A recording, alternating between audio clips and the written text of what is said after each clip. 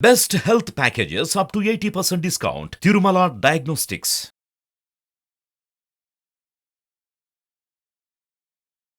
నమస్తే అమ్మా. మా కళావాహన అది నిజమేనా? అంటే మానవ శక్తిలోకి దైవశక్తి నింపడం అంటారు కదా, అందులో నిజమెంత? అది ఎలా సాధ్యమవుతుంది? కళ, ఆవాహన అసలు అందులోనే ఉంది. దైవశక్తిని ఎంత బాగా నింపుకోవచ్చు. కళ అంటే ఏంటి అంటే కాంతి కిరణము అని అర్థం. ఆవాహన అంటే లోపలికి తెచ్చుకోవడం. కాంతి కిరణాన్ని లోపలికి తెచ్చుకోవడం. ఇక్కడ ఏంటి అంటే 5 years వరకు ప్రతి మానవుడి దేహంలోనూ కూడా ఈ కాంతి కిరణాలు ఉంటాయి.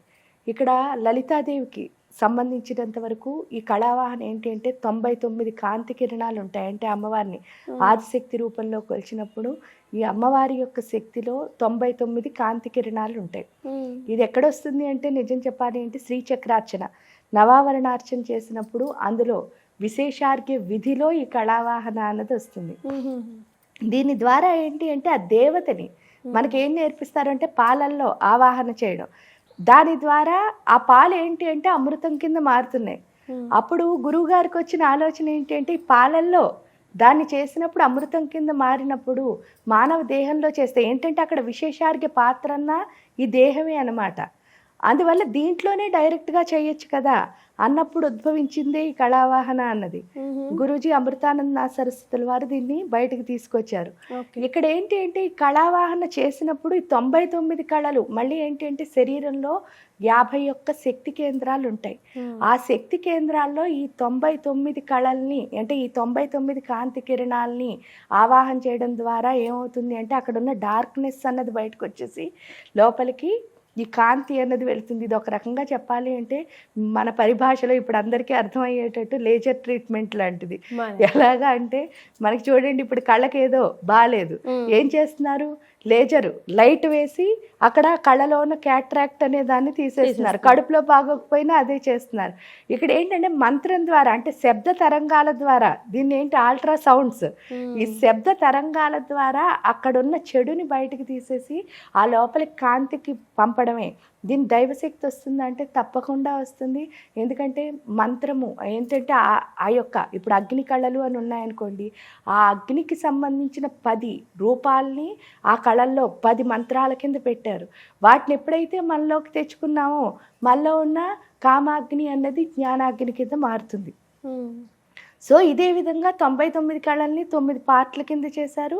ఒక్కొక్క పార్ట్లోనూ ఈ విధంగానే అంటే ఏంటి అంటే ఇప్పుడు సూర్యుడు ఉన్నాడు, 12 కళలు ఉన్నాయి. 12 కళలు ఏం చేస్తున్నాయి? 12 ఎమోషన్స్ని బ్యాలెన్స్ చేస్తున్నాయి. అది ఎప్పుడైతే ఎమోషనల్ బ్యాలెన్స్ వచ్చిందో మనకి ఏమవుతుంది? అనుభవం అన్నది జరుగుతుంది. ఈ విధంగా ఏంటి అంటే తప్పకుండా దైవశక్తి అన్నది మన లోపలికి వస్తుంది.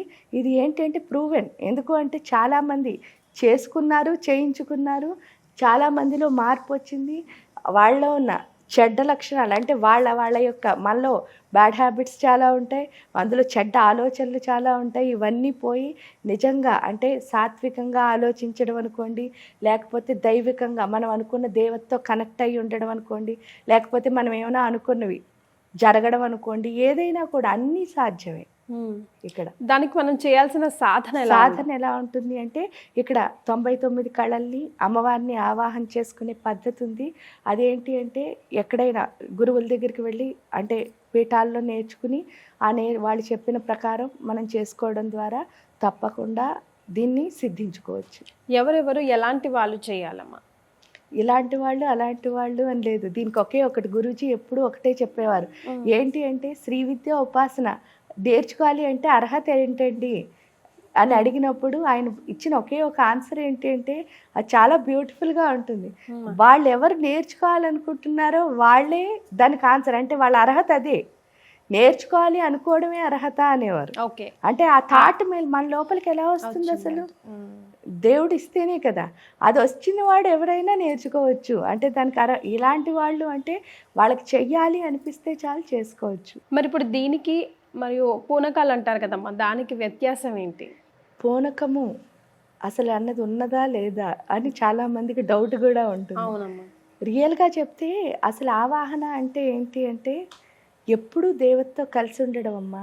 అంటే మీరు ఎప్పుడైనా కొన్ని వింటారు కదా, చూడండి స్తోత్రం చదవడం కంటే మంత్రం చదవడం ఎంత గొప్ప, మంత్రం చదవడం కంటే ధ్యానం చేయడం ఎంత గొప్ప, ధ్యానం కంటే ఫైనల్ లయం అవ్వడం గొప్ప అంటారు.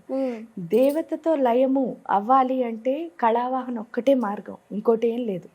ఎందుకు అని అంటే మీరు యద్భావం తద్భవతి, ప్రతిరోజు ఆ దేవతను నా లోపలికి రా అంటేనే కదా లయం అంటే. అంటే దేవతలా మారాలంటే ఎలాగూ ఆ దేవత లక్షణాలన్నీ మన లోపల. ఇప్పుడు మీకు ఎవరో ఒకళ్ళు నచ్చారు, సపోజ్ మీకు షేక్స్పియర్ గారు నచ్చారనుకోండి, రోజు మీరు ఏం చేస్తారు, ఆయన నవల్స్ చదువుతూ ఉంటారు కదా. చదువుతూ ఉన్నప్పుడు ఆయన రాసిన అంటే ఏంటంటే షేక్స్పియర్ నచ్చడం అంటే ఇక్కడ 2 ways.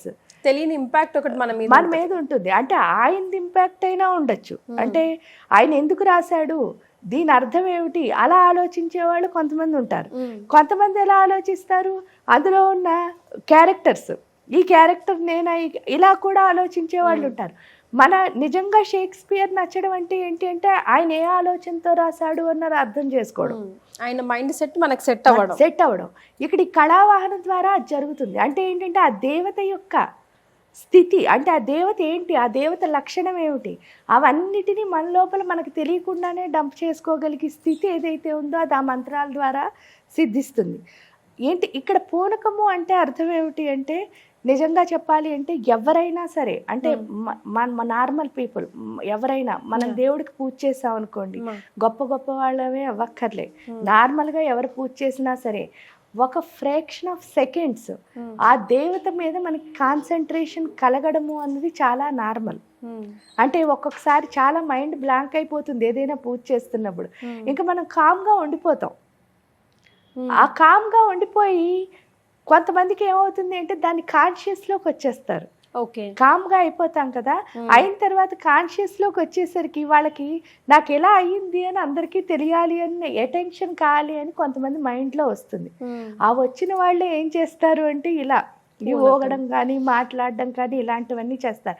అది చెప్పాలి అంటే నిజంగా ఎమోషనల్ ఇంబ్యాలెన్స్ లాంటిదే. ఎట్ ది సేమ్ టైం అది లేదా అంటే ఫస్ట్ వచ్చిందంతా నిజం. అంటే ప్రతి ఒక్కళ్ళకి భావం కలుగుతుంది. ఆ భావం కలిగిన దాన్ని వాడికి వాడు అనుభూతి చెందినవాడు దేవతతో లయం అవుతాడు. ఇలా ఏంటంటే అందరికీ తెలియాలి అని, స్ప్రెడ్ చేయాలి అని చెప్పేసి దాన్ని బయటకు ఎవరైతే చూపించాలి అంటే షో అప్ ఏదైతే వస్తుందో, ఇదేంటి అంటే దేవతతో లయం అవ్వడానికి మార్గం కాదు. మరి ఏమవుతుంది, అందరూ ఏదో కావాలంటే నా చుట్టూ ఉన్న నలుగురు ఓ ఇది అయిపోయింది అది అయిపోయిందని మెచ్చుకోవచ్చు.